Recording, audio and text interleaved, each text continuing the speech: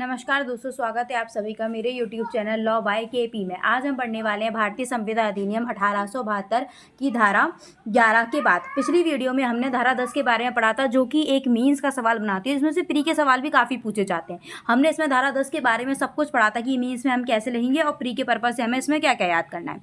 ठीक है, आगे हम पढ़ने वाले हैं धारा 11 के बाद।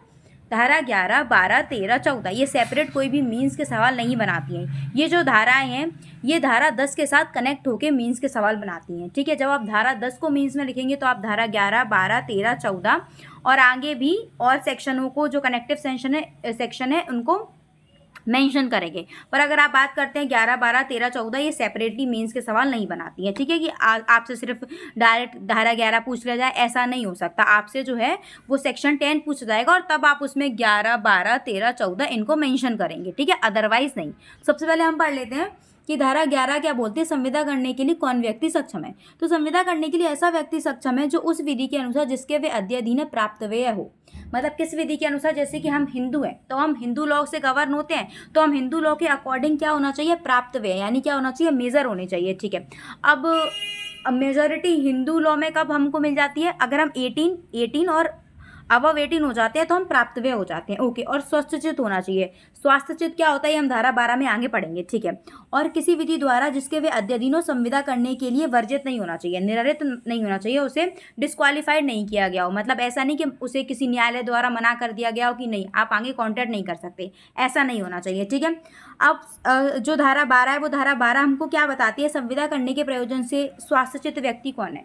स्वास्थ्यचित व्यक्ति वो व्यक्ति होता है जो बिल्कुल सही हो, जिसे इतना ज्ञान हो कि यदि वो संविदा करे तो वे समझ पाए कि मेरे राइट्स क्या होंगे, मेरी लाइबिलिटीज़ क्या होगी, कि इसका इफेक्ट क्या पड़ेगा, मेरा क्या इंटरेस्ट होगा, सामने वाले का क्या इंटरेस्ट होगा, वो ये सब आराम से समझ पाए। ठीक है, हाँ। अब अगर बात करते हैं कि वो और स्वास्थ्यचित तब माना जाता है यदि वो पागल नहीं होना चाहिए। ठीक है, तो वो स्वास्थ्यचित माना जाएगा। या वो किसी भी प्रकार की शारीरिक कष्ट या पीड़ा से नहीं होना चाहिए, विकृतचित नहीं होना चाहिए, अनसाउंड माइंडेड नहीं होना चाहिए। ठीक है, अब फॉर एग्जाम्पल हम मानते हैं कि कोई एक व्यक्ति है जो नॉर्मली तो सही रहता है बट कभी कभी पागल हो जाए, तो जब वो पागल होता है तब वो कोई भी कॉन्ट्रैक्ट नहीं कर सकता।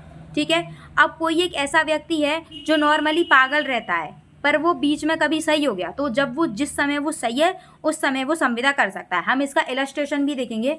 पागल खाने का एक रोगी जो अंतरालों में स्वास्थ्यचित हो जाता है उन अंतरालों के दौरान संविदा कर सकेगा। पागल खाने का एक पेशेंट है जो कि पागल है बट वो कभी कभी सही हो जाता है, तो जब वो सही हो जाता है, जिस ड्यूरेशन में वो सही हो जाता है उस समय वो क्या कर सकेगा? अपनी संविदा कर सकेगा। ठीक है, हमारा सेक्शन 13 बताता है सम्मति की परिभाषा। सम्मति मतलब क्या होता है? सहमति। जो सामने वाला किसी को प्रस्ताव देता है तो जो सामने वाला उस पर अपनी सहमति दर्शाता है उसे सम्मति यानी कंसेंट कहा जाता है। इसके अंदर क्या होता है? दो या अधिक व्यक्ति सहमत हुए तब कहे जाते हैं जब वे एक बात पर एक ही भाव में सहमत होते हैं। इसे अंडरलाइन कर लीजिए, एक बात पर एक ही भाव में सहमत होते हैं, same thing in the same sense. ठीक है, मतलब एक ही बात पर एक ही भाव में। आपको ना प्री में ऐसे पूछ लिया जाएगा कि consent define same sense same thing, नहीं, पहले सेम थिंग आएगी फिर सेम सेंस आएगा। ऐसे ही एक बात पर एक ही भाव में सहमत होते हैं। जैसे कि ए ने बी को कहा कि मैं आपको 5,000 रुपये में अपना जो टेबल है वो बेचना चाहता हूँ। बी ने कहा ओके मैं लेना चाहता हूँ। तो क्या हुआ? एक ही बात थी कि 5,000 रुपये में टेबल बेचनी थी और दोनों का एक ही भाव है कि वो 5,000 रुपये में लेना चाहता है, वो 5,000 रुपये में बेचना चाहता है। ठीक है, समझ में आया? 14 बात करता है फ्री कंसेंट। कंसेंट भी कैसा होना चाहिए? फ्री होना चाहिए। ठीक है, उसे किसी प्रकार का फ्रॉड या किसी प्रकार का अनड्यू इन्फ्लुएंस या किसी प्रकार का कोएर्सन या किसी प्रकार की मिस्टेक ऐसा नहीं होना चाहिए। ठीक है, अब आपको इसका एक मैं एग्जांपल देती हूँ। ए ने बी को बोला कि जो मैं अपना टेबल है वो आपको बेचना चाहता हूँ 5,000 रुपये में। बी ने कहा ओके मैं 5,000 रुपये में आपकी टेबल खरीद लूँगा। ये देखने में कैसा लग रहा है? देखने में बिल्कुल नॉर्मल लग रहा है कि हाँ ठीक है, बात भी है, एक बात पर एक ही भाव में सहमत भी हो रहे हैं। वहाँ वो कह रहा है हाँ मैं अपनी टेबल बेच दूंगा 5,000 रुपये में, वो कह रहा है हाँ मैं खरीद लूँगा, मैं आपको बदले में 5,000 रुपये दे दूँगा। लेकिन जो ए है, ठीक है, जिसने ये प्रपोजल दिया कि देखो मैं आपको 5,000 रुपये में अपनी जो टेबल है वो बेचना चाहता हूँ, और बी ने कहा हाँ मैं खरीदना चाहता हूँ। बी ने जो एक्सेप्टेंस दी ना वो कैसे दी? उसको गन पॉइंट पे रख लिया कि देखो तुमको लेनी पड़ेगी। ठीक है, तो अब उसने कंसेंट तो दे दी, ये चीज़ तो फॉलो हो गई कि हाँ एक ही बात पर एक ही भाव में सहमत हो रहे हैं। पर क्या ये कंसेंट फ्री कंसेंट है? क्या उसने अपने मन से दी है? बिल्कुल मन से नहीं दी है।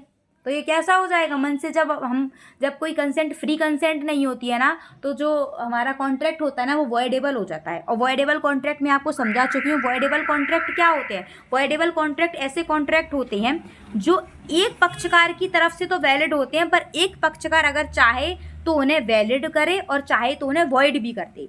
वॉइडेबल कॉन्ट्रैक्ट ऐसे कॉन्ट्रैक्ट होते हैं तो जब तक उन्हें वॉइड नहीं किया जाता, जब तक उन संविदाओं को शून्य नहीं किया जा सकता, तब तक वो कैसी रहेंगी? वैलिड रहेंगी। समझ में आ रहा है? ठीक है। अब इसमें दिया था स्वतंत्र सहमति कब होती है? वो धारा 5 में प्रपीड़न द्वारा कारित नहीं की गई हो, धारा 16 में असम्यक असर द्वारा नहीं, धारा 17 में कपट द्वारा नहीं की गई हो, धारा 18 में दुरुपवेशन द्वारा नहीं की गई हो, या कोई भी भूल द्वारा नहीं की गई हो। भूल कैसी होती है? भूल 2 प्रकार की होती है। एक क्या होती है? एक विधि की भूल होती है और एक तथ्य की भूल होती है। ठीक है।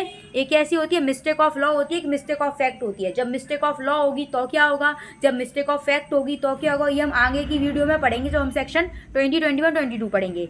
प्रपीड़न क्या होता है? किसी को धमकी दे रहे हैं। 16 में असमयक असर क्या होता है? अनड्यू इन्फ्लुएंस होता है, जब डोमिनेंट करने की कंडीशन में एक पार्टी होती है। ये भी मैं आगे आपको बहुत अच्छे समझा दूंगी। फ्रॉड आप सब जानते हैं, किसी ने झूठ वगैरह बोला हो, मिस रिप्रेजेंटेशन में भी झूठ हो जाता है, और भूल 2 प्रकार की होती है, आपको बता दिया है। अगर इनमें से किसी का भी प्रयोग करके सामने वाले की सहमति ली गई है तो वो फ्री कंसेंट नहीं होती है। वो कैसी फ्री कंसेंट नहीं होती है? वो कैसी कंसेंट होती है? या तो आपने प्रपीड़न के द्वारा ली है, या आपने असम्यक असर का प्रयोग करके ली है, या आपने कपट द्वारा ली है, या आपने दुरुपवेशन करके ली है, उसकी वो कंसेंट फ्री कंसेंट नहीं है। और जब कोई कंसेंट फ्री कंसेंट नहीं होती है तो जिस व्यक्ति की भी ऐसे कंसेंट ली जाती है वो उस संविदा को वॉइडेबल करा सकता है। वो संविदा वॉइडेबल होती है, वो चाहे तो परफॉर्म कर ले, वो चाहे तो उसे वॉइड करा दे। जैसे कि ए बी को बोलता है कि आप मेरा घर 2 करोड़ रुपए में ले लीजिए, मेरा घर एकदम फुली फर्निश्ड है। ठीक है, बी मान जाता है और बी ले लेता है। बी ने हाँ क्यों किया? क्योंकि उसको सोचा 2 करोड़ रुपए में इतना बड़ा घर भी मिल रहा है प्लस मुझे फर्निश्ड भी मिल रहा है, तो उसने हाँ कर दिया। लेकिन जब बी गया और बी को पता चला कि अरे ये घर तो फर्निश्ड है ही नहीं, तो ये उसके बिहाफ पे क्या हो गई? वॉइडेबल हो गई। वो चाहे तो सोच ले ठीक है ना यार, फर्निश्ड तो नहीं, इतना बड़ा घर तो मिल गया, चाहे तो वो उसे एज इट इज परफॉर्म भी करवा सकता है, चाहे तो बोल दे नहीं ऐसा नहीं होगा, मुझे तो इस संविदा को शून्य करवाना है, तो वो शून्य भी करा सकता है। तो शून्य का कराने का हक जो होता है वो किसको होता है? उस व्यक्ति को होता है जिसने अपनी जो कंसेंट है वो इन जो सेक्शन है इनके चक्कर में आके दी गई हो, उसकी कंसेंट फ्री नहीं हो। ठीक है, अगर उसकी कंसेंट फ्री है तो वो संविदा जो होगी वैलिड होगी, अगर उसकी कंसेंट फ्री नहीं है तो वो संविदा वॉइडेबल होगी। वॉइडेबल कॉन्ट्रैक्ट वो कॉन्ट्रैक्ट होते हैं जो वैलिड होते हैं जब तक उन्हें वॉइड ना करा दिया जाए। ठीक है, समझ में आ गया? बस अब आप पूछेंगे प्री में कैसे आएगा? प्री में सिर्फ 11 सेक्शन का नाम पूछ लेंगे, कौन सक्षम है। कौन सक्षम होता है? जो प्राप्त व्यय हो, स्वास्थ्यचित हो और जिस विधि के वे अध्ययन आता है उसे संविदा करने से वर्जित ना किया गया हो। सेक्शन 12 में पूछेंगे स्वास्थ्यचित कौन होता है, इलस्ट्रेशन देंगे, इलस्ट्रेशन से पूछेंगे क्या व्यक्ति संविदा कर सकता है अथवा नहीं कर सकता। सम्मति किसमें दी गई है? 13 में। स्वतंत्र सहमति 14 में। स्वतंत्र सहमति कब होती है? जब वो इन धाराओं का प्रयोग करके सहमति नहीं दी जाती तो वो स्वतंत्र होती है। ठीक है, स्वतंत्र सहमति के अंतर्गत आते हैं, स्वतंत्र सहमति के अंतर्गत नहीं आते हैं प्रपीड़न, असम्यक असर, कपट, दुरुपवेशन या भूल या उपरोक्त सभी स्वतंत्र सहमति के अंदर ये चीज़ें नहीं आती। अगर ये चीज़ें आ गई तो वो सहमति स्वतंत्र सहमति नहीं है। इनका प्रयोग करके दी गई सम्मति स्वतंत्र नहीं होती है। ठीक है, अब प्री में आपको सिर्फ इतना ही पूछा जाएगा, इसमें से मीन्स में कोई भी सवाल नहीं बनता है। ठीक है, अगर आपको कुछ भी समझ में नहीं आया, कुछ भी डाउट हो, आप मुझे कमेंट सेक्शन में जरूर पूछ सकते हैं। फिलहाल के लिए वीडियो को लाइक कीजिए, चैनल को शेयर और सब्सक्राइब कीजिए और टिल देन बाय बाय।